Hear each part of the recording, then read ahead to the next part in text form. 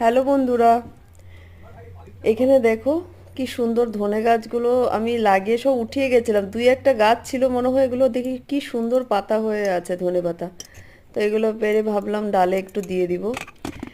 আর অনেক দিন পর ভিডিও বানাচ্ছি।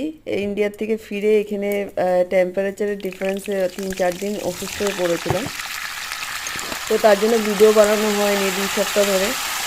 তো এখন এখানে দেখলাম এই সিম আলু দিয়ে একটা তরকারি বানিয়ে নেব, ডাল বসিয়ে দিয়েছি।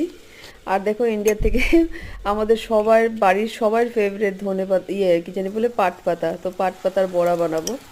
তো তার জন্য একটু চালের গুঁড়ো দিয়ে একটু নুন হলুদ আর একটু বাতাসা দিয়ে দিয়েছি চিনির বদলে।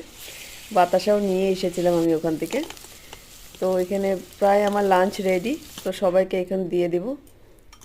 কেমন লাগলো প্লিজ জানিও ভিডিওটা।